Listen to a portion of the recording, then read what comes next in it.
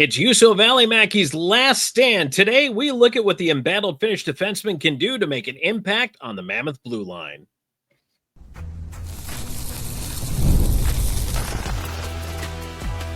You are Locked On Mammoth, your daily podcast on the Utah Mammoth, part of the Locked On Podcast Network, your team every day. Hello, everyone, and welcome in to Locked On Mammoth. I'm veteran NHL voice Tom Callahan, joined by longtime team analyst Robyn Leaño, and together we're the dynamic duo that loves talking Utah Mammoth hockey each and every single day. Thanks for making us your first listen when it comes to the Mammoth. We appreciate you being here, and today we're going to talk Yuso Valley Mackey's last stand. It's coming into a contract year for the injured Finnish defenseman. We're going to take a look at what Valley Mackey needs to do to make an impact on this Utah blue line. Plus, the CBA has been ratified. We're going to talk about that. And there's a Mammoth tour coming to the state of Utah. So, Robyn, jumping right into it here. You know what? We've talked so much about the defense and so much about injuries to the defense. And Yuso Valley Mackey goes down for one game in Tucson. Boom, ACL, surgery, 8 to 9 months. So now we're projecting a timeline of coming back around American Thanksgiving to Christmas. And at that point, I don't want to say the writing was on the wall, but certainly when you get sent down through waivers, nobody picks you up, and now you're playing in the American Hockey League, you're certainly not in the immediate plans. Is there a future for Yuso Valley Mackey? You know, it's interesting, Tongs. We had this conversation, but not necessarily with Yuso Valley Mackey, but when it comes to just the Utah defense as a whole. I mean, there's a reason why Utah traded away Michael Kesselring. It's because there's not enough space for all of those defensemen on the team. Because there's other players coming in. I mean, look, they traded for Nate Schmidt. And there are, Dmitry Shimashev, right, is hoping to make a spot on opening night roster. He's going to try to make a push for it come training camp and preseason. It's just going to be so crowded. And with Valley Mackey out with his ACL injury until at least Christmas, Tom, it really puts a question mark on one, what's he going to look like when he gets back? And two, can he even make it back to the Utah Mammoth? And that's a great point to start with. An ACL is a difficult injury to come back from. Not impossible. But it's not great either because of the long downtime, the long rehab cycle. It is a tough one to come back from. Now, Valley Mackey has a couple things going in his favor. Number one, only 26. Number two, 6'3", 220. I mean, that is the Bill Armstrong prototype, right? So, so there's some things to like there. And I think if you get some skill and some physical play out of a player that size at the NHL level, that's got to make you feel good, especially if they're able to make a good first pass and do the smart things in their own end. The thing is, Valley Mackey was struggling, even when healthy, to really do those things. And kind of, I mean, let's say it. He fell out of favor. They went out and acquired other pieces. Oli Mata, they picked up DeSimone off waivers because they felt like he was a better acquisition. And by the way, DeSimone's back again this year and earned that contract to come back for another year.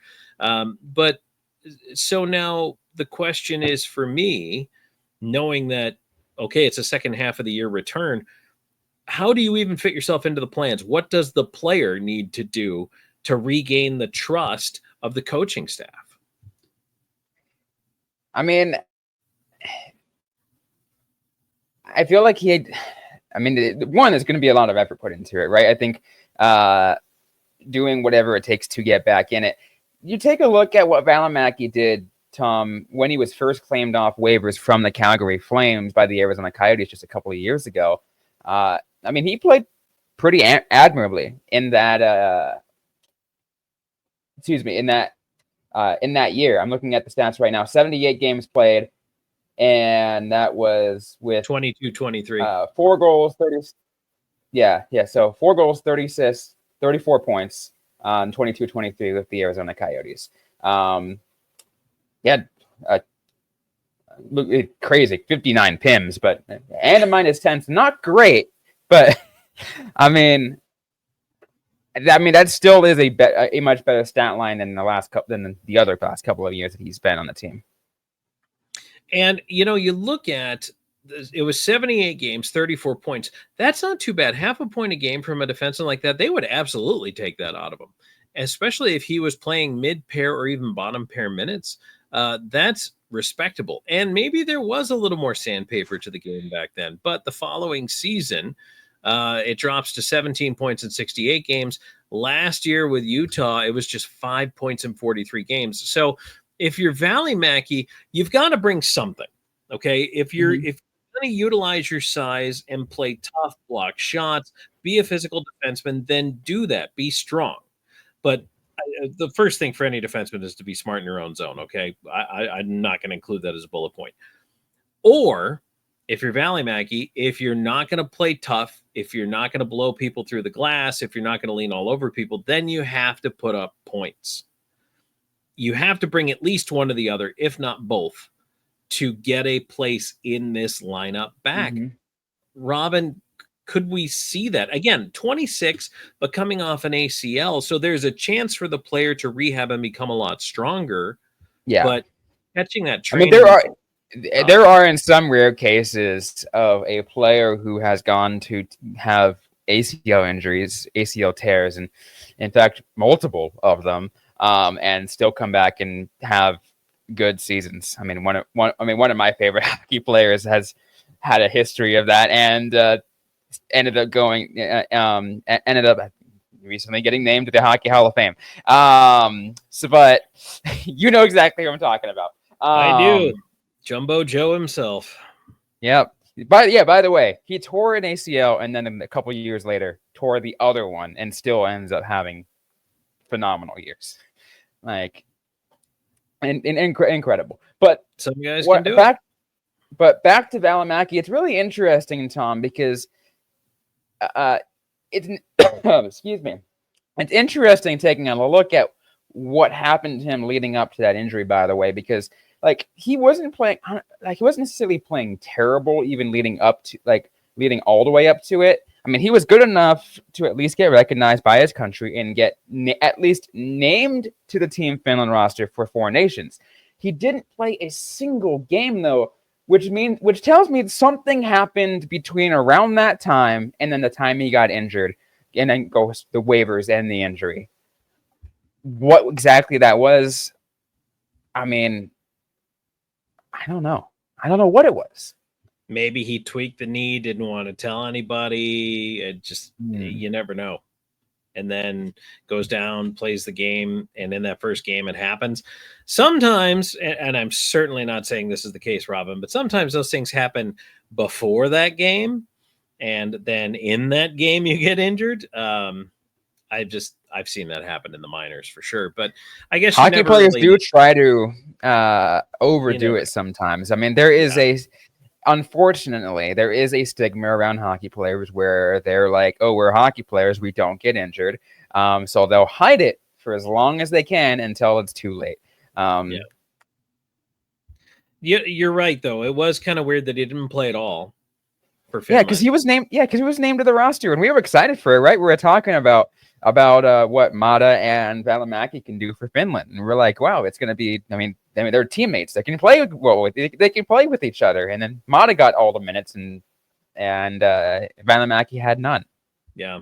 So I don't know. Regardless of that, Robyn, I mean, I really think if there is any hope at all of cracking back into the top six, I really think at this point. I know I said earlier it's going to be one or the other, that you've got to bring either the physical play or the scoring. Honestly, I think we have to see both. Yes. Because look, the size is there. If Valimaki plays big and again has to be smart, because you and I both got so frustrated with the giveaways, not just him, everybody with the giveaways, the bad passes, the lack of clears. All of that got to us. So I think cleaning up the defensive game and then finding a way forward here is really the only way I see big number 4 sticking around in a Utah Mammoth uniform. Otherwise, Yeah. Might be heading somewhere at the deadline. Of course, it's going to have to take him rehabbing from that ACL injury. Like, we won't see him until around Christmas time. So he won't get the opportunity to battle for a spot at training camp, of course. I mean, he'll still be a few months away from that. But to me, Tom, when he returns to Tucson, he needs to play at the very top of his game. He needs to show that he is well beyond the level of play that you can provide at an AHL level. It would be ideal. And I think there is a little sliver of room for him to do it. Not much. Mm-hmm. But if he could become a 3-4 defenseman by taking care of his own end and by playing physical and contributing a little bit of occasional offense, that would solve so many problems for the Utah Mammoth. It would make life so much easier. It'd be so much easier to distribute minutes. I'm not holding my breath, but that is best case scenario for me. If he could do it. Yeah. It is important to mention that his contract really only lasts this one more year. Yeah. So it's the moment he gets back on the ice, he needs to give it his all. And even this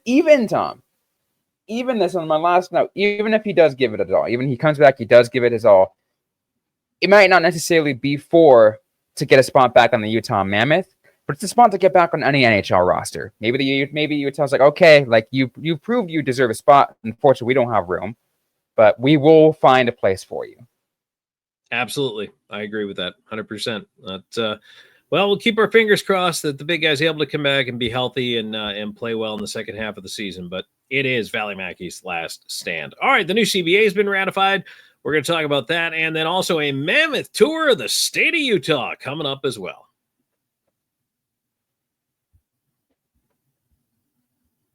Today's episode brought to you by Monarch Money. Ever wish managing your money felt easier? Well, with Monarch Money, it can. Whether you're growing your savings or planning for a big purchase, Monarch puts you in the driver's seat. It's like having your own personal CFO, giving you full visibility and control over your finances. Monarch Money is more than a budgeting app. It's a complete financial command center. You can track all your accounts, investments, and spending in one place. So in addition to managing your money, you're also building wealth. Having everything in one app is definitely my favorite thing about Monarch Money, because everything in one place not only helps me, look, it's great to be able to track everything. And look, I know for a lot of people, the tracking is big. And trust me, it helps. You can see how much money you're spending on food. You can see where all your monthly subscriptions are going, because it's easy to lose track of those sometimes and go, oh, wait, I'm still paying for this streaming service? Yeah, you are. And you have been for months. But having it all right in front of you, because it's the other thing, we all put those on different payment forms, right? You have a bunch of different credit cards. You have a couple of different bank accounts. You have a checking, you have a savings, maybe you've got an investment account. It's so much easier to manage, and it just makes it your financial command center. I love that about Monarch Money. So take control of your finances with Monarch Money. Use our code LOCKEDONNHL at monarchmoney.com for 50% off your first year. That's monarchmoney.com, code LOCKEDONNHL for half off your first year. Tom Callahan, Robyn Leaño, Locked On Mammoth. Please subscribe right now. Go ahead. Just do it. Take a second. I'll wait. Robyn will wait. Okay, thank you. Appreciate that. We love seeing the subscriber count jump. Even in the offseason, Robyn, there's always something to talk about with this team, and we're going to be here. And want to remind everybody a little programming note here. You and I, next week, we're going to kind of dial it back to approximately 3 shows a week, and of course, covering breaking news and everything and events as they happen. Yeah, we'll be dialing it back a little bit, but we're still giving you guys the same quality of coverage. It's just going to allow us to take a little bit of, a little bit of time, much needed time off. I mean, we also get a little bit of an off season, right, Tom? in some ways, in some ways, I mean, we're going year round the clock all the time, but as a little preview to you guys, I got a couple of vacations or weekend getaways, I should say, coming up later this month. So I mean, I need to be able to have time for that as well, but we're still giving you all the content. Yes, sanity breaks are important. That's for sure. Okay, Robyn, let's talk CBA. It has been ratified. 4-year collective bargaining agreement. Now, this agreement, we've talked about some of the highlights, and we'll hit the highlights again here for you in case you missed that episode or you might be new here. In that case, welcome. And also, thanks to our everydayers. Love you guys. Thanks for being here with us each and every single day. Okay, so it's been ratified by both the NHLPA, the Players Association, and the NHL's Board of Governors.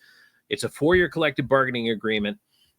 It runs through the 29-30 season. It kicks in next season, so 2026-27. So all of the changes do not take effect for this season. It's kind of crazy to me, Robyn, first and foremost, I just want to mention this, that they've got it done over a year ahead of time. This is a league that has shut down an entire season to get what they called at the time cost certainty, but it's a salary cap. But now, are we really living like cats and dogs getting along right now? Is that what's happening? I feel like it's interesting, Tom, because I feel like the NHLPA doesn't want. I mean, both sides they don't want to see another lockout happen. They don't want to see another 2004, 2005. I'm trying to remember exactly what it was, right? Yeah, thinking in my head.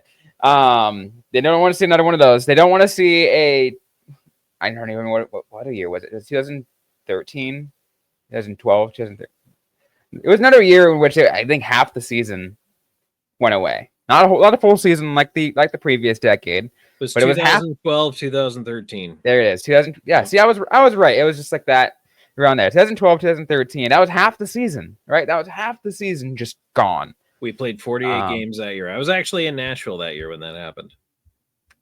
And to me, Tom, I don't think players want that. Even players that have never been a part of that, they weren't a part of those negotiations because they weren't in the PA yet, because they weren't drafted yet, whatever it was. Like, they understand that they love the game. They don't want to mess with it, but getting the negotiation starting a year early and getting it done a year early shows that they have that commitment and they're willing to, figure things out. There are a lot of things that are put into it too that I think do favor the players, and I think the NHL owners see that it's like, hey, they want to keep their guys happy. They do, and they always have to bargain over things like appearing in the Olympics and international competition and all of that. But I mean, the biggest change, Robyn, is less preseason, 2 more regular season, and they're starting a little bit earlier because they're going to try to not hand the Stanley Cup out in August, which I'm very pleased about. And the NHL did play 84 games in a season before, and it was back in the early 90s, I think it was. They did it for 2 years, and then they went back to 82 games. But back then, they were playing 6, 7, sometimes 8 preseason games. Now, they're cutting that way back. And the fun thing is, if you're a veteran player, is you get a max of 2 appearances in the preseason, which most guys come into camp these days. They're in shape anyway. It's not like it used to be. You had to play your way into shape. And it's also, Robyn, let's face it, there are very few roster spots open coming into a camp, let alone by the time you get to that 5th, 6th, 7th preseason game. Which is why I really think that games 1 and 2 really should be an opportunity for the younger guys to battle for those roster spots, to really see if they can, how well they play on the ice against other teams at full speed and a lot of, at a lot of different aspects there, without really the shadow of, let's say, like on Utah side, let's say you have like a Dylan Gunther or a Clayton Keller or whatever, have an appearance in that game, and they're like, oh, I'm maybe going to defer to this guy because he knows what he's doing, kind of aspects. When you get those first couple of games with those, with just the younger guys in there without the worry of the veterans, it's nice to have that in there.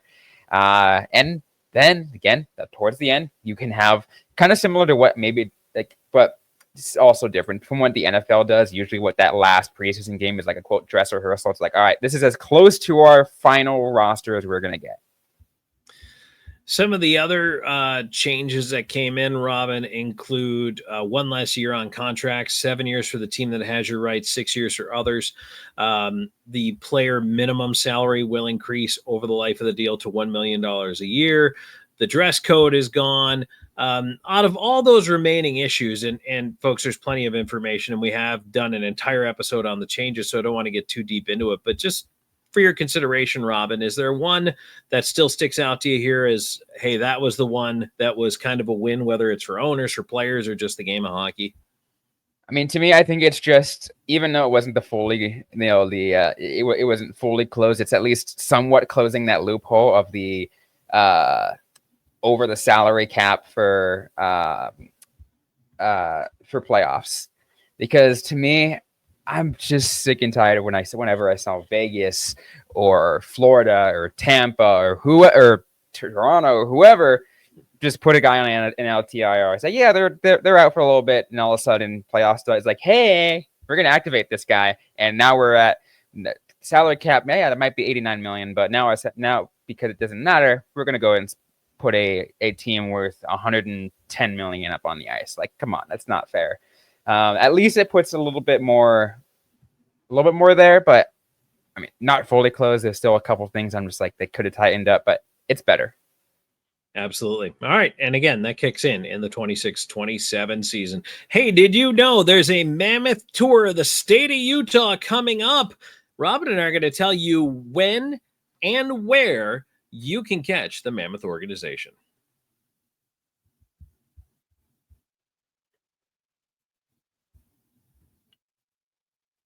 Tom Callahan, Robyn Leaño, Locked On Mammoth. Thanks for joining us. Had a great time talking about Yuso Valley Mackey in the first segment, and the CBA ratified now. That's official. Whew, we don't have to worry about that one anymore. But Robyn, this is kind of cool. I loved it when I saw this press release that came across our email, and the Mammoth are going to embark on a tour of the state of Utah, and they're calling it Mammoth Week Event. Or Mammoth Week, and there's events planned for all kinds of different locations, 7 days, 7 stops around the state. It's, I think it's really cool. It's kind of like, it's like a fan fest, but it's, now during, the dog days of the summer when people are also extremely hockey depraved. I know it. You guys are hockey depraved. We're hockey depraved. We want hockey. So it's a way to kind of get that, reach out to the community all across the state. I mean, they're going to all over. You're seeing, Provo on the list. You're seeing St. George on the list. They're going all over, Tom. So real quick, I'll just run it down for you. All this is available on the Utah Mammoth's website. So, but day 1 is July 26th. That's going to be at Eccles Ice Center in Logan. Day 2 is July 28th. So there is a break in there. They're out in Provo at Peaks Ice Arena. Day 3, July 29th, Park City Ice Arena in Park City. Day 4, July 30th, Cottonwood Heights Recreation Center in Cottonwood Heights. Day 5, which is the 31st, Weber County Ice Sheet in Ogden. Day 6, August 1st, KJ's Ice Barn in Enoch, Utah. And then day 7, August 2nd, is the last day of the tour, in case you miss it, Red Rock Hockey, St. George. And there's all kinds of different things going on. And it's different in every place. Some places it's street hockey. Some places it's hockey 101. There's adult clinics, youth clinics. There's all kinds of different things going on. And I imagine that's based on the facilities. But Robyn, I love it. I do. It's a way to grow it. I do. It is a way to grow. And it's really trying to, to get a good hold on the state to kind of get them all buy in as Mammoth fans. Not that a lot of them haven't probably already, but the interesting thing to me is the one in St. George, because it's practically Las Vegas. It's like you're really close to Las Vegas at that point. I'm curious to see where that is. I mean, like you're gonna have teams battle for territory, and I think St. George would be a very unique territory to battle over. I mean, yes, it's still technically Utah, but like I said, it's also like technically Las Vegas. You're that darn close. It'll be a fun one to.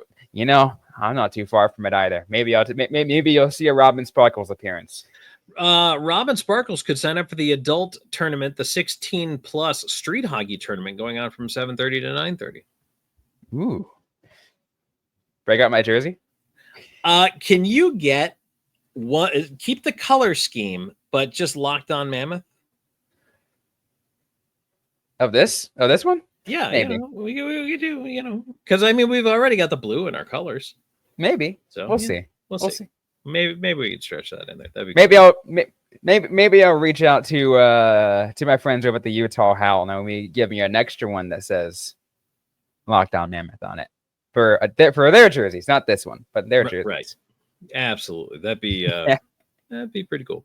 All right. So as we said, info available on the Mammoth website, but keep your eyes peeled for that. That's a pretty cool way to experience some hockey in the summer, and wet your whistle, if you will. But training camp will be here before you know it. So Robyn, full episode here today. We know that we're going to hear from Nate Schmidt, media availability. This is dropping on a Thursday, so a lot of folks hearing this on a Thursday morning may or may not hear it before that availability. We're going to cover that in our Friday episode as well. Just want to give people the heads up there. Anything else you want to let them know? No, I feel like we covered it all. We'll keep going. Like I said, we will continue to cover, breaking news all throughout the summer. But it's an exciting time. I mean, even though it's the dog days, we're still here. Well, absolutely, we are. And by the way, great feedback, not only in the comments on YouTube, but also on Twitter and on Blue Sky. Love hearing from you guys. Thanks for reaching out to us, because it's going to help us shape some of our content over the summer. We want to hear from you. There was there was a lot of great comments, Tom. I mean, I'm seeing them and I'm like, you know what? That's a great topic for another episode. Because you might be the one that was asking the question, but maybe someone else asked that question. Maybe they weren't afraid to ask that kind of question, or whatever it was. Never be afraid to ask a question. By the way, I don't think there really is a dumb question to ask, and we'll even answer right away, or we can do it on a future episode if we really feel like it's something that will serve all of you guys pretty well. Absolutely. Robyn, where can they find us? You can find us everywhere on social media at Locked On Mammoth. That's at Locked On Mammoth. Of course, you can also find us in the comments. If you're watching on YouTube, you can just drop a comment and we'll also reply. And we read all the comments on those, by the way. Like almost every single one we will read. You can find me personally at Robyn_Leaño. And if you want to find me on Blue Sky, I'm at Tom Talks, on Twitter at Callahan on Air. And yeah, you can flip me a message over there as well. Look forward to hearing from all of you. And what are your thoughts on Yuso Valley Mackey, the CBA, and the Mammoth Tour of Utah? I think that's going to be a lot of fun. So looking forward to hearing from everybody. Thank you so much once again. For Robyn, I'm Tom. This has been Locked On Mammoth.